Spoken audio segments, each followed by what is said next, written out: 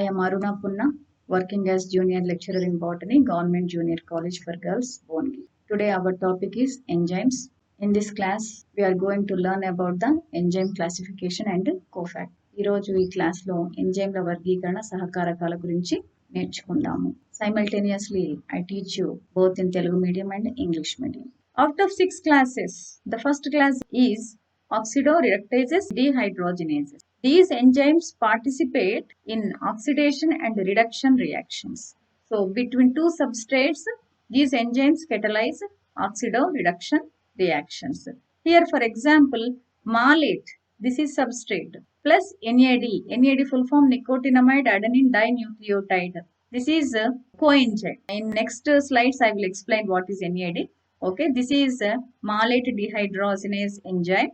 So, in the presence of malate dehydrogenase, here malate converted into oxaloacetate and NAD converted into NADH plus H plus. How?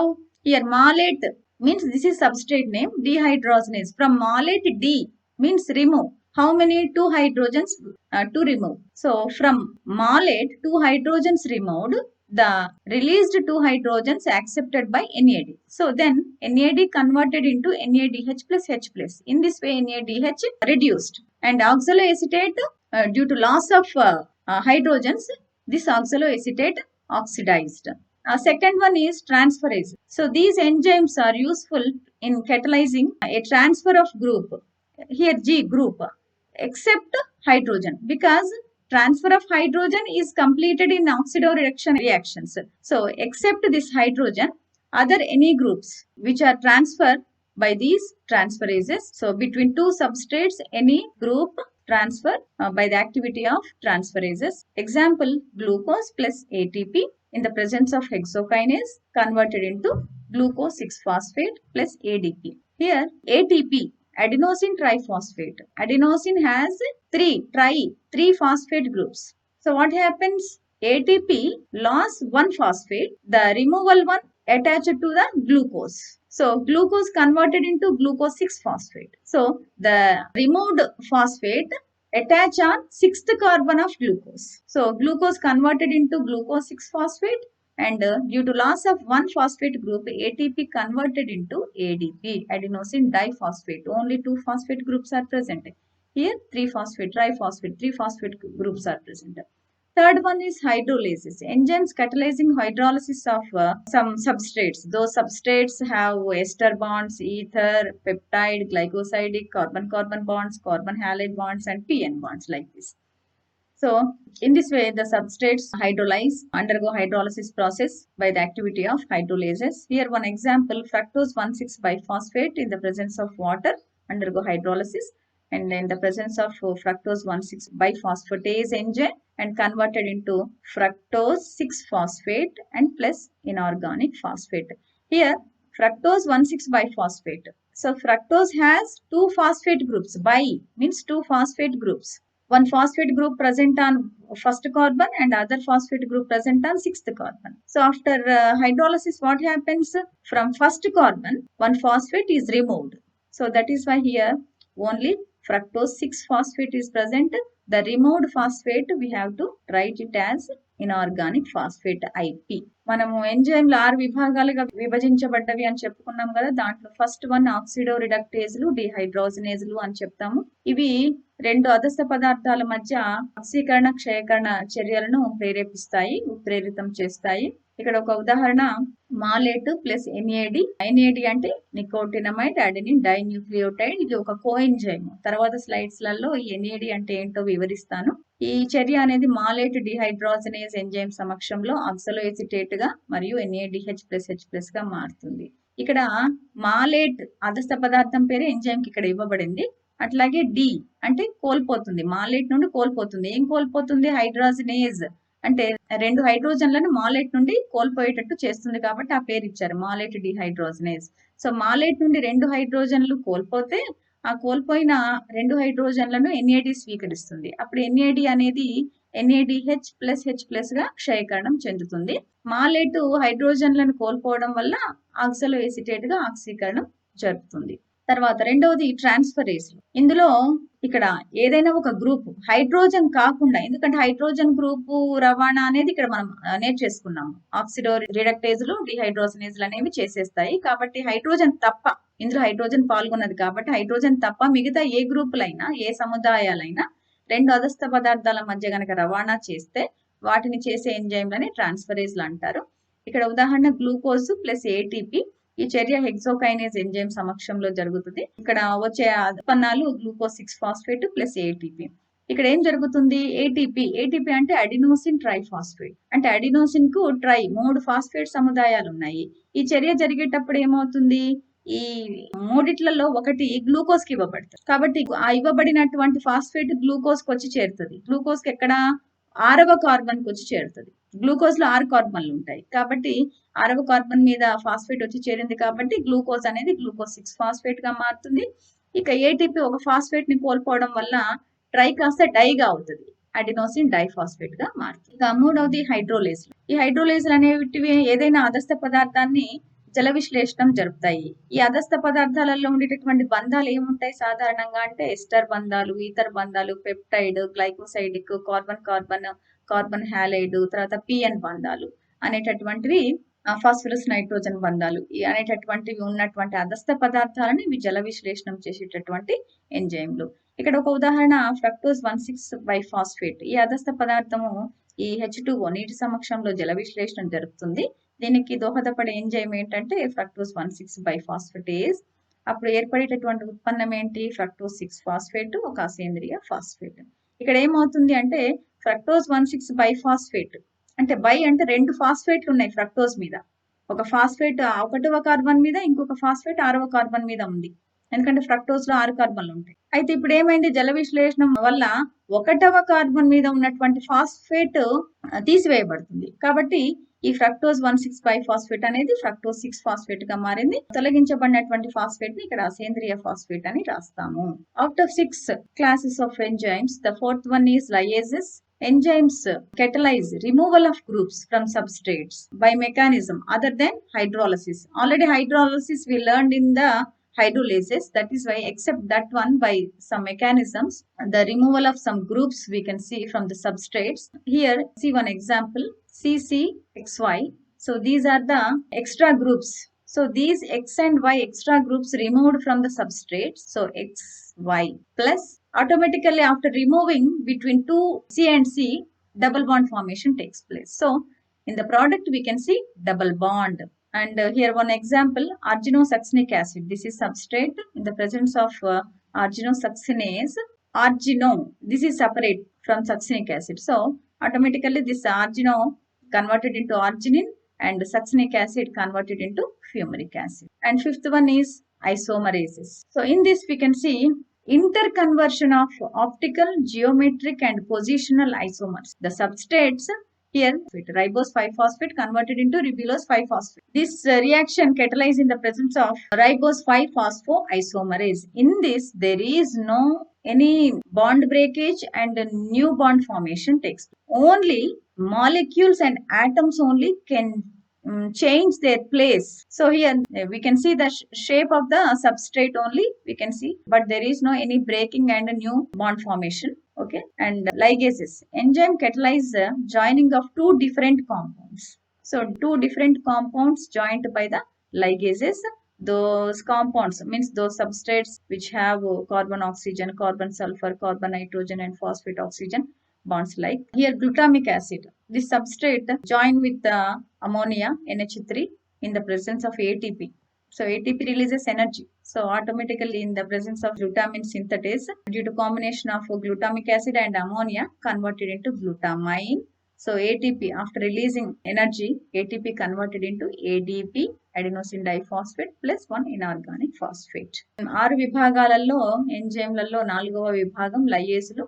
ఇవి నీటి సమక్షంలో తప్ప, ఎందుకంటే నీటి సమక్షంలో ఆల్రెడీ హైడ్రోలేజులు చర్య జరిపాయి. సో అది తప్ప మిగతా యాంత్రికాల ద్వారా ఈ అదస్థ పదార్థంలో ఉన్నటువంటి ఈ అదనంగా ఉన్నటువంటి కొన్ని గ్రూపులను, సముదాయాలను తొలగించి మిగిలిన వాటికి ద్విబంధాలను ఉండేటట్టు చేస్తాయి. ఇక్కడ XY అనేటటువంటివి అదనపు సముదాయాలు. సో ఈ XY అనేటటువంటి అదనపు సముదాయాలు అనేవి ఇక్కడ వేరుపడుతున్నాయి. వేరుపడడం వల్ల ఆటోమేటిక్ గా ఈ CC మధ్యన ద్విబంధం అనేది ఏర్పడుతుంది ఈ విధంగా.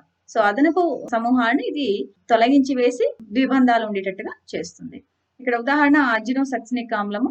ఇది ఆర్జినోసక్సినేజ్ అనే ఎంజైమ్ సమక్షంలో ఇది ఆర్జినిన్ గా మారుతుంది, ప్లస్ సక్సినిక్ ఆమ్లం అనేది ఫ్యూమరిక్ ఆమ్లంగా మారుతుంది. తర్వాత ఐసోమరేజ్లు ఏం చేస్తాయంటే ఈ అధస్థ పదార్థంలో ధ్రువణ, జామితీయ లేదా స్థాన సాదృశ్యాలను అంతర బదిలీలో పాల్గొంటాయి.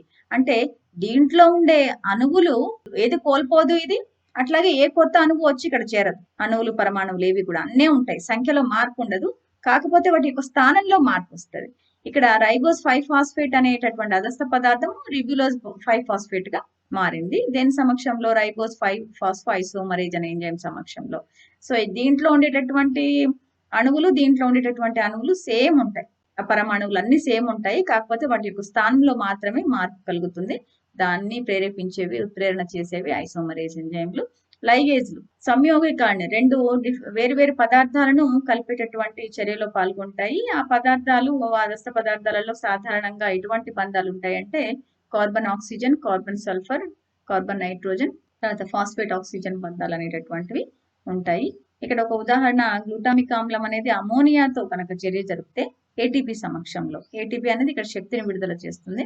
అప్పుడు గ్లూటామిన్ సింథటేజ్ ఎంజైమ్ సమక్షంలో ఈ గ్లూటామిక్ ఆమ్లము అమోనియా ఏ విధంగా మారుతుంది? గ్లూటామిన్ గా మారుతుంది. ఏటీపీ అనేది శక్తిని విడుదల చేయడం వల్ల అడినోసిన్ ట్రైఫాస్ఫేట్ అనేది ఏడిపి, అడినోసిన్ డైఫాస్ఫేట్ ప్లస్ ఒక అకర్బన ఫాస్ఫేట్ ని విడుదల చేస్తూ ఉంటుంది. Cofactors. What are cofactors? Its importance. Already I taught you enzymes are made up of proteins. So these proteins only can catalyze the biochemical reactions, but sometimes these proteins are not enough to participate in biochemical reactions. Along with proteins, some non-protein parts are also very important for enzymes. So here these cofactors are non-protein parts. For example, try to understand this diagrammatic representation. This is only protein part.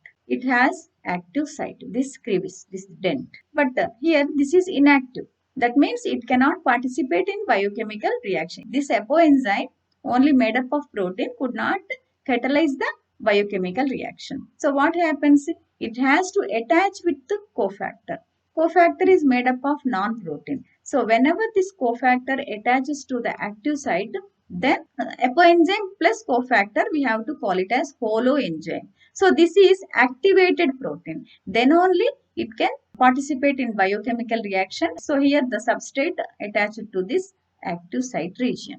Whenever this cofactor separate from this, here attached, but when this cofactor separate from the apoenzyme, automatically the enzyme lost its catalytic activity. Here how many types of cofactors are present? Means 3 types: prosthetic groups, coenzymes and metal ions. సహకారకాలు అంటే ఏమిటి, వీటి ప్రాముఖ్యత ఏంటి చూద్దాము. మనం already చెప్పుకున్నాము, ఎంజైమ్లు అనేవి ప్రోటీన్లతో తయారవుతాయి. అయితే కేవలం ప్రోటీన్లతో తయారైనటువంటి ఎంజైములు కొన్నిసార్లు అది జీవరసాయనిక చర్యలో పాల్గొనలేవు. కాబట్టి ఇవి పాల్గొనాలి అంటే వీటికి ఏం కావాలి? ప్రోటీన్ తో పాటు సహకారకం కూడా కావాలి. ఇక్కడ ఈ డయాగ్రామ్ ని మీరు అర్థం చేసుకోవడానికి ప్రయత్నించండి. ఇది అపోఎంజైమ్ అంటే కేవలం ప్రోటీన్ తో మాత్రమే తయారైంది, కానీ ఇది జీవరసాయనిక చర్యలో పాల్గొనలేదు. దీనికి కూడా క్రియాశీల స్థానం ఉంది, ఈ నొక్కు, ఈ గుంట లాంటి ప్రదేశం, కానీ ఇది క్రియారహితంగా ఉంది. అయితే ఇది మరి క్రియావంతంగా అవ్వాలి అంటే దీనికి ఏం కావాలి? సహకారకం. ఇది ప్రోటీన్ కాని భాగంతో తయారైనటువంటి ఒక సహకారకం అనేది దీనికి అటాచ్ అవ్వాలి, అతుక్కోవాలి. సో ఇప్పుడు ఈ ఎపోఎంజైమ్ ప్లస్ సహకారకము, ఈ రెండు కలిసిన దాన్ని ఏమంటాం మనము? సంపూర్ణ ఎంజైమ్ అంటాము. ఇది క్రియావంతమైనటువంటి protein.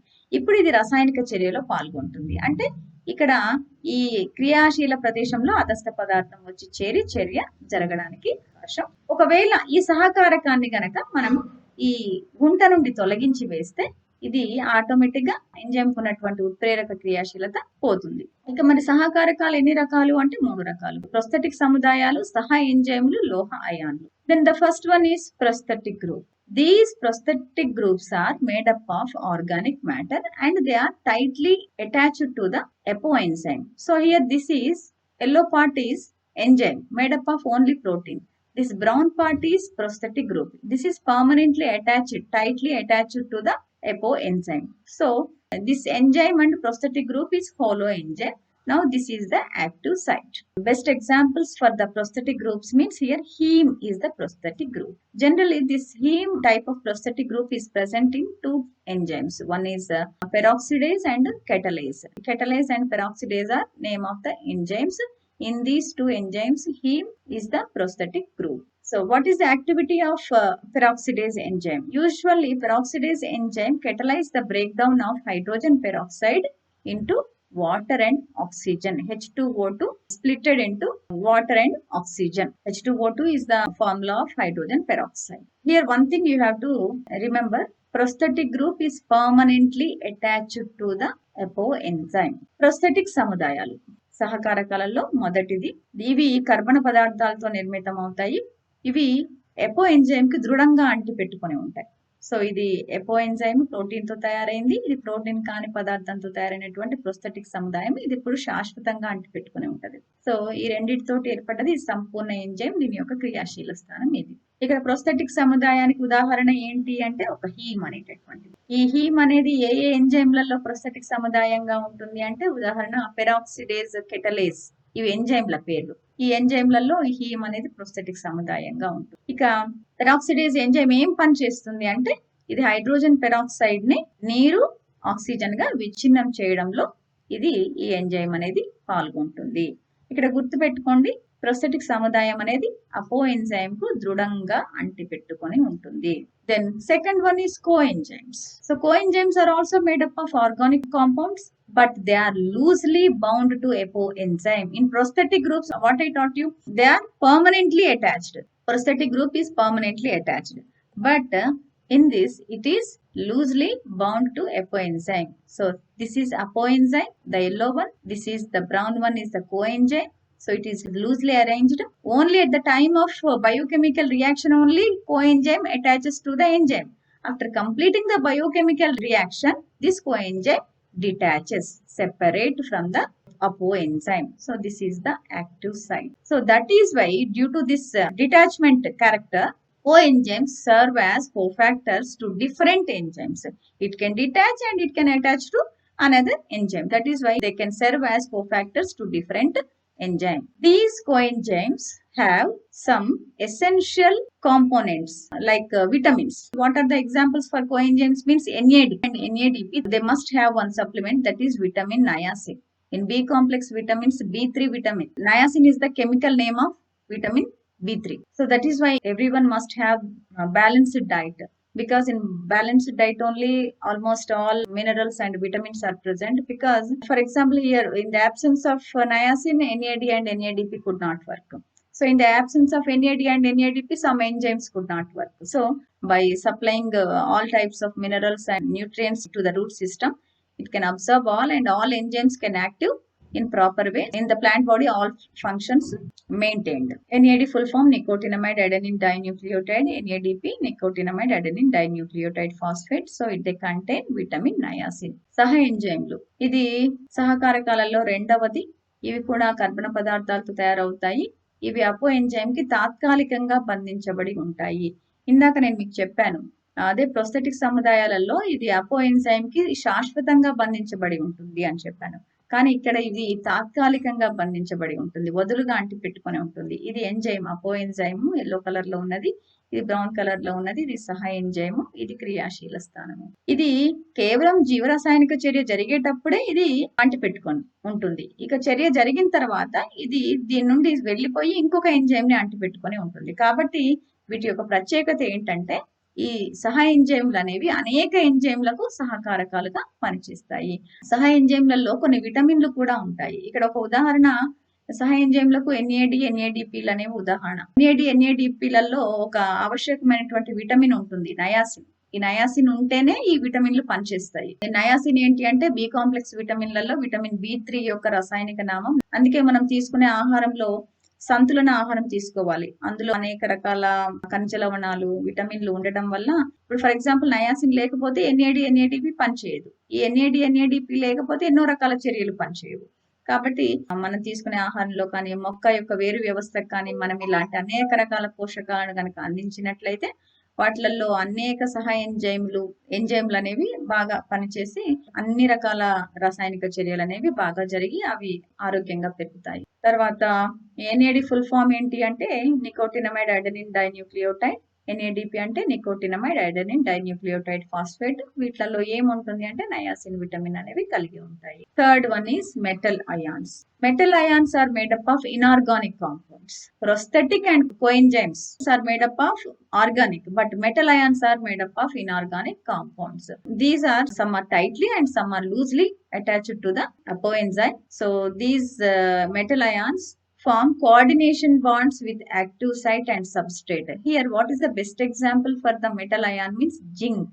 Zinc is cofactor of one enzyme. That is example is carboxypeptidase. It is proteolytic enzyme. Proteolytic means these enzymes useful in the digestion of proteins. In carboxypeptidase, what is the cofactor? Zinc is the cofactor. This is the carboxypeptidase enzyme. So here this is the zinc is the cofactor.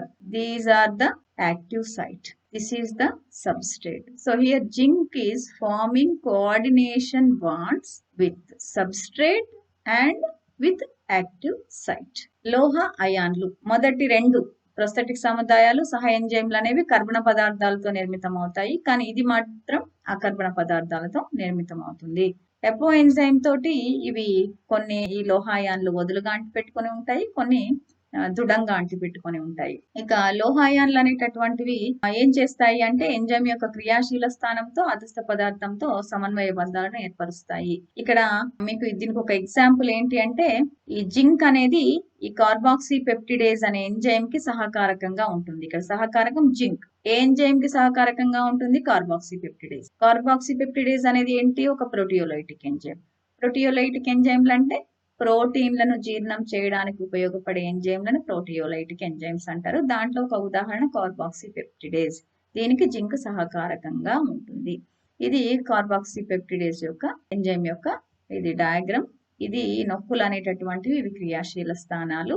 ఇక్కడ ఈ క్రియాశీల స్థానం ఇక్కడ మధ్యలో ఇది zinc, ఇది లోహాయాన్ అనేటటువంటి సహకారకం ఉంది. దేనితోటి బంధించబడింది? అదస్థ పదార్థం. ఇది అదస్థ పదార్థము. తర్వాత ఇక్కడ ఉన్నటువంటి ఇవి ఏంటంటే క్రియాశీల స్థానం.